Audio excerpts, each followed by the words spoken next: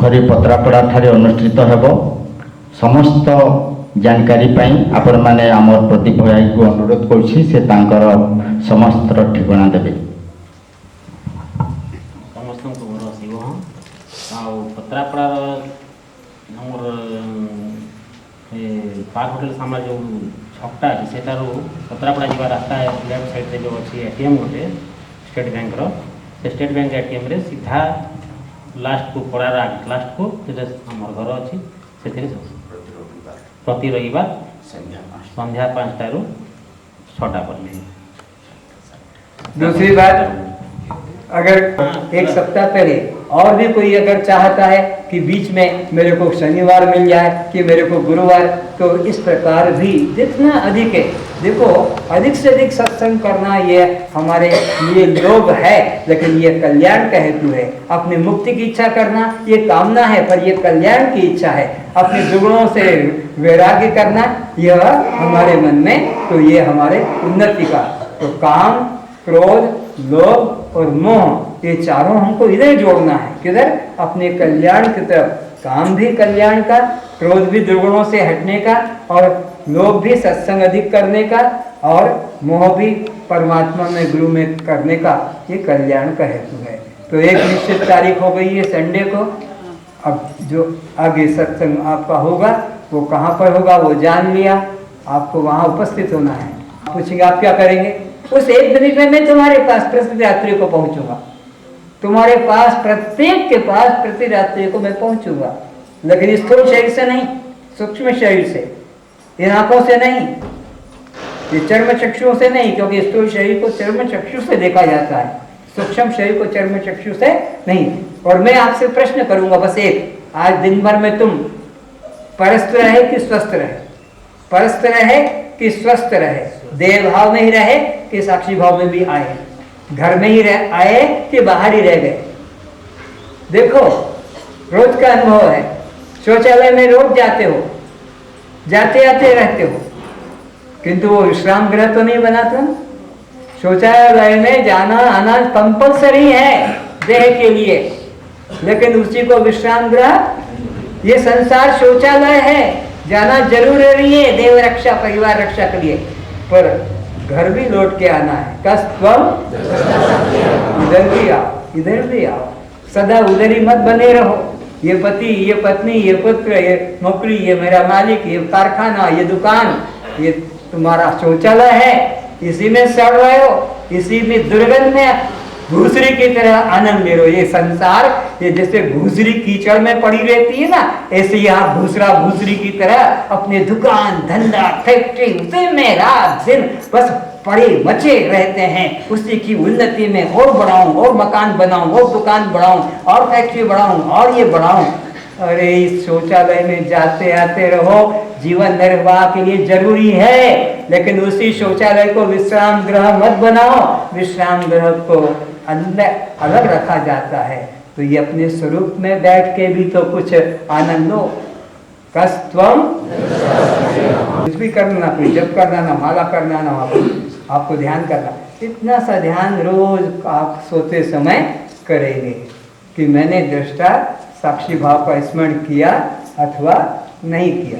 किया तो खुशी आएगी, और नहीं किया तो धिक्कारना, धिक्कार है तेरे जीवन को। आज तूने कुत्ते की तरह, सुअर की तरह अपना जीवन व्यतीत किया। क्योंकि ये कुत्ते, सुअर, गाय, घोड़ा क्या करते हैं? आहार, निद्रा, भय और मैथुन, इन 4 कामों में दिन निकाल देते हैं। मैंने भी आज 4 कामों में दिन निकाला, किंतु मैंने परमात्मा की चिंतन, आत्मा का चिंतन मैंने नहीं किया। धिक्कार मेरे जीवन को, मेरा जीवन आज तो पशु की तरह गया, दूसरी की तरह, कुत्ते की तरह, बस अपना ही नाती पोती, नतनी, बेटा बेटी, धन परिवार में। प्रति रात्रि आपको ये 1 मिनट का दान देना ही है। अगर कल्याण अगर चाहते हो तो प्रति रात्रि को ये तुम्हें रोज जगाएगा, अपने को देह भाव से ऊपर उठाएगा।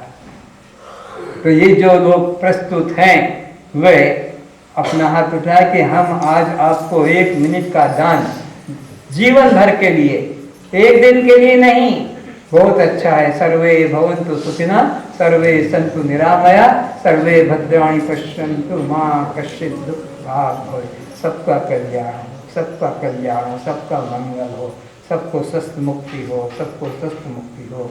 ओम। बहुत अच्छा, बहुत अच्छा। यही तुम्हारे उद्धार का एक सीधा सही सरल मार्ग है, जिसमें कोई प्रकार का आपको न पत्र न पुष्प न फल न धन न जल कुछ नहीं लगाना, केवल अपने स्वरूप में लौटना है। अब जो आपको एक पत्र दिया है अनुभव दर्पण, कल अनुभव के साथ, उसमें आप जान नहीं पाओगे, पर 4 वेद, 18 पुराण, 1108 उपनिषद, 15 गीता, 5 रामायण, सब का सार भर दिया है। इतने को अगर रोज सुबह उठते से ही देख लिया, वो दर्पण है अंतर का।